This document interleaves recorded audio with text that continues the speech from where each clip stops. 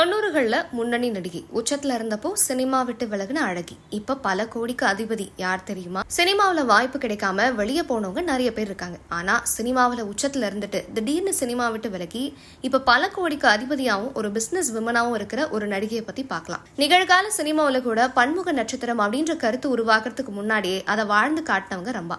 1990s and 2000ல Telugu, Tamil, Malayalam, ஹிந்தின்னு அதிகம் தேடப்பட்ட ஹீரோயின்ல ஒருத்தரவங்களா இருந்தாங்க. ஏடி விஜயலட்சுமி அப்படின்ற இயற்பெயரோட சினிமா இண்டஸ்ட்ரியில கால் பதிச்ச ரம்பா தன்னோட வசீகரமான நடிப்பால பல இதயங்களை கவர்ந்தாங்க.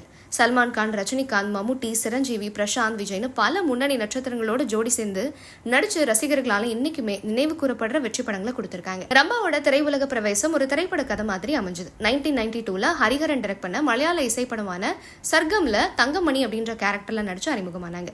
கிராமத்து பொண்ணா அப்பவே மலையாள மொழியில பரிச்சயமே இல்லாம தன்னோட இயல்பான நடிப்பால ரசிகர்கள் இம்ப்ரெஸ் பண்ணாங்க. அந்த படம் அந்த வருஷத்தோட 3வது பெரிய வசூல அள்ளுச்சு. அது மட்டும் இல்லாம நேஷனல் அவார்டையும் வாங்கி கொடுத்தது. ஒரே நைட்ல ஒரு நட்சத்திரம் உதயமாகுது. அவங்களோட திரைப்பெயரான ரம்பா தெலுங்குல ராஜேந்திர பிரசாத்துக்கு ஜோடியா நடிச்ச ஆ ஒக்கட்டி அடக்கு அப்படின்ற படம் மூலமா உருவாச்சு. அந்த பேரே அவங்களோட சினிமா வாழ்க்கையோட அடையாளமா மாறி போச்சு. சினிமா உலகத்துல ரம்பாவோட பயணம் சூடு பிடிச்சதும் அவங்க பின்னோக்கி திரும்பல. ரஜினிகாந்தோட அருணாச்சலம், சிரஞ்சீவியோட பல வெற்றி படங்கள், மம்முட்டியோட ஹிட்லர், தளபதி விஜயோட நினைத்தேன் வந்தாயின்னு பல உச்ச நட்சத்திரங்களோட சேர்ந்து நடிச்சாங்க. 1996ல வெளியான உள்ளத்தை அளித்தா படத்துல அழகிய லைலா பாட்டு ரம்பாவை தமிழ்நாட்டோட பட்டி தொட்டியெல்லாம் கொண்டு போச்சு. நகைச்சுவையில இருந்து குடும்ப படங்கள் வரைக்கும் அவங்களோட பட்டியல்ல காதலா காதலா, என்றென்றும் காதல் மாதிரியான பல தமிழ் வெற்றி படங்கள் இருக்கு.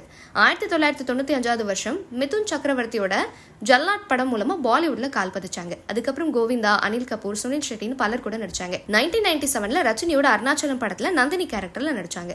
சல்மான் கானோட ஜூட்பா, பந்தன் மாதிரியான படங்கள்ல சேர்ந்து நடிச்சது அவங்களை இந்திய சினிமாவில் ஒரு தனி இடம் பிடிக்க உதவுச்சு.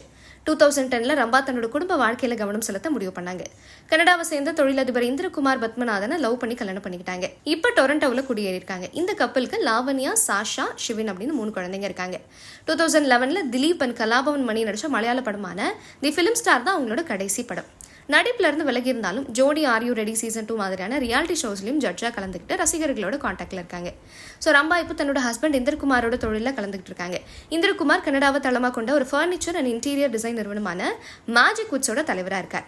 இதோட வணிக தொடர்புகள் சென்னை வரைக்கும் நின்றுருக்கு. இவங்களோட ஒரு நிறுவனத்துக்கு ரம்பாவோட பேரையே வச்சிருக்காங்க. தயாரிப்பாளர் கலைப்புலி தானு சொன்னபடி இந்த கப்பலோட மொத்த சொத்து மதிப்பு கிட்டத்தட்ட 2000 கோடி இருக்கும் அப்படின்னு மதிப்பிட்டிருக்காங்க.